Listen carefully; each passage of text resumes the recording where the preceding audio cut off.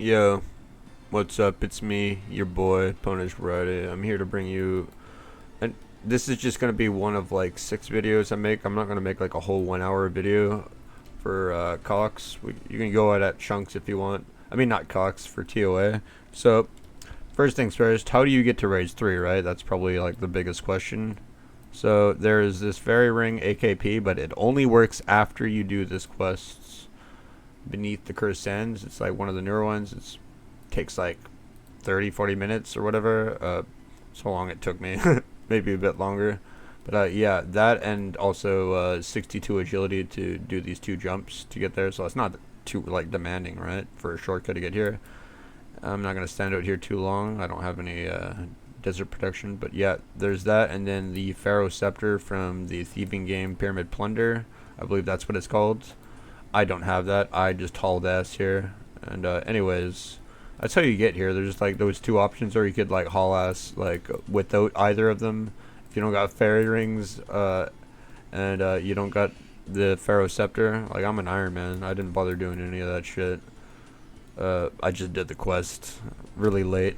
I literally did it on day of release. I tried coming here and I was like, oh shit, need to do the quest. So anyways, here's my gear loadout. Like, this is what I use personally. It's just my best gear. You could actually come here in like way weaker gear. Like, you could come here with a rune crossbow, not even have a blowpipe yet, with like, I don't know, Addy and Ruby bolts enchanted. With the rune crossbow, you could come here with an Iban staff, maybe like a D skimmy. To be honest, it doesn't have to be this badass. But I mean, at that point, you probably wouldn't have any like brews and shit, I would assume, if you're that early into your Iron Man account. I don't know. But yeah, as a main account, like you could, if you could bring your own brews and shit, and bring like some void or whatever, with some cheap weapons. You could come here pretty low level, like not super low, like maybe at least 70s, where you can equip barrows for tank gear or something like that. Maybe bandos at 60 for defense. But I mean, you could come here with like a normal whip. You could come here with a D-skimmy. Come here with Iban's blast. It'll be a challenge, but I mean, you could definitely make it work. You just need to know how to do the raid, right?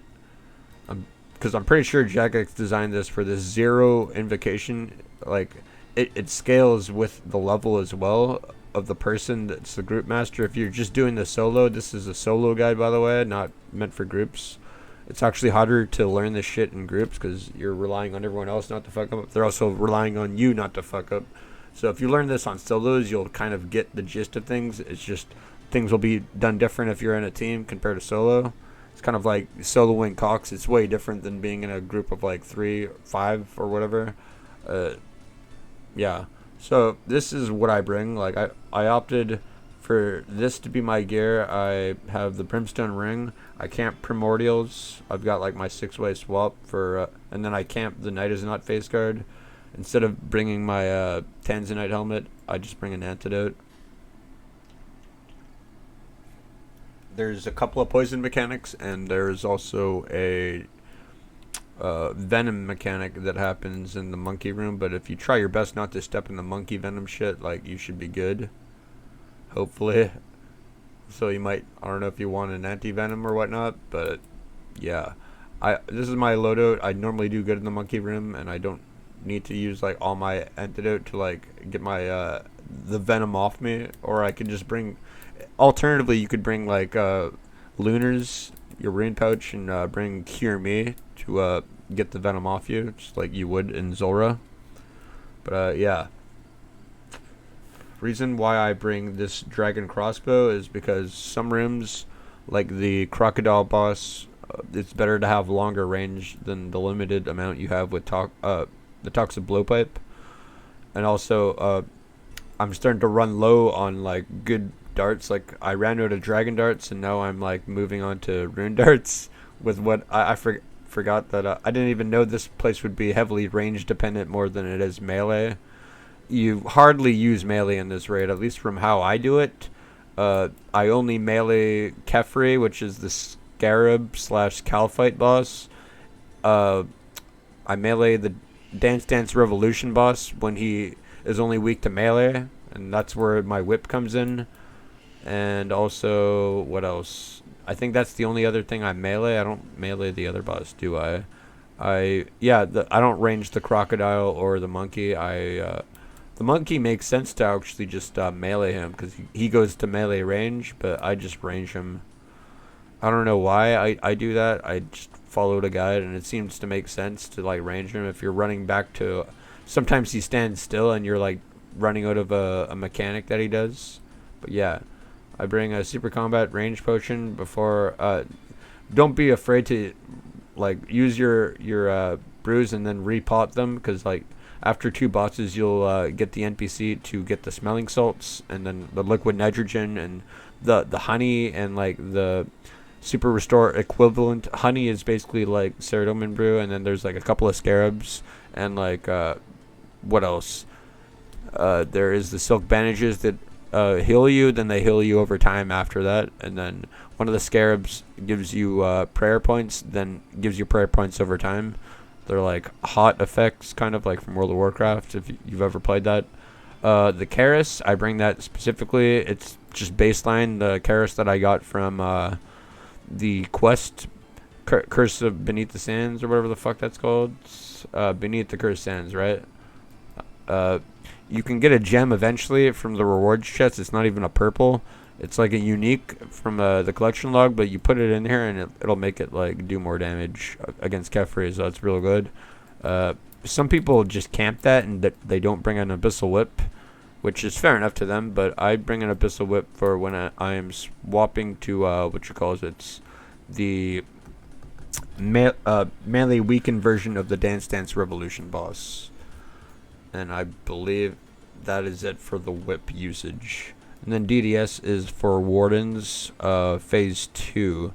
I'll have to do a video on that, specifically why I bring this, but combined with liquid nitrogen, as you're going to spec the orb, you can kind of one phase him, like 1 cycle or 2 cycle him, but it does so much more damage than either doing mage or range against the orb or whatnot, I say that a lot. But yeah, that's why I bring that. And then these are a sufficient amount of supplies for me to get to where I want. Also, there is the Ket or whatever room. Let's go in here. I'll just show you guys because it's kind of like the Pokemon League.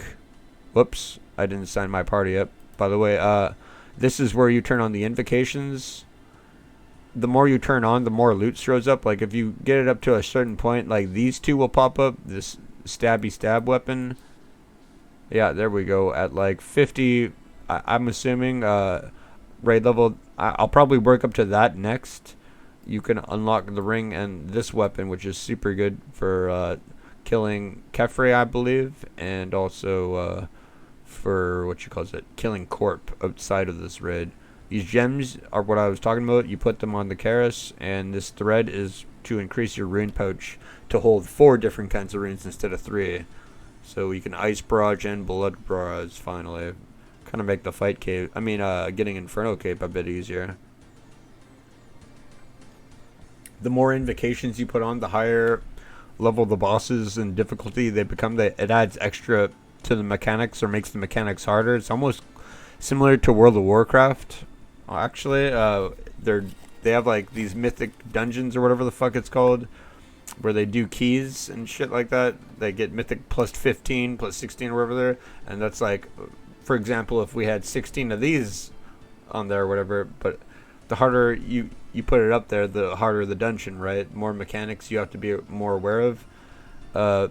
For this purpose of the guide, we're not turning in any invocations on. I just want to bring this up so it wasn't like left out. But yeah, this is how you form the group. I've already formed it. We've talked to the group obelisk. So there is like a Pokemon. If you ever played Pokemon, it's literally like you beat the Elite Four and then you fight the champion. That's literally what Jagex did here. So Path of Het, we got Path of Krondus, Path of Scabrous, and Path of Apmekin. So how I go and approach this solo, at least for the time being, I go straight for Scabrous. This has a few puzzles in there before you fight a Calphite-like boss. That's where we use the Partisan, and it has like I'm not gonna go over every boss, but yeah, I'll tell you what they are. And this one, it has like kind of like an agility like puzzle where you're bringing water to the middle of the room from 4 different corners. You can either 2-cycle it, or if you fail, you'll 4-cycle it, depending on how you do with the agility obstacles. If you get hit, I mean, yeah, you lose water, blah, blah, blah. It takes longer, and you'll have to kill the crocodiles there. And then there is the crocodile Mutadile. It's like dressed like an Egyptian. He has a lot of I'll go over each thing, like I'll tell you what each boss is vaguely, and I'll go over them in a different video. And then this one here has the Dance Dance Revolution boss, and it's like it's like a puzzle where you need to know geometry and like the 45 degrees of a mirror angle to like make a light hit a shield dude.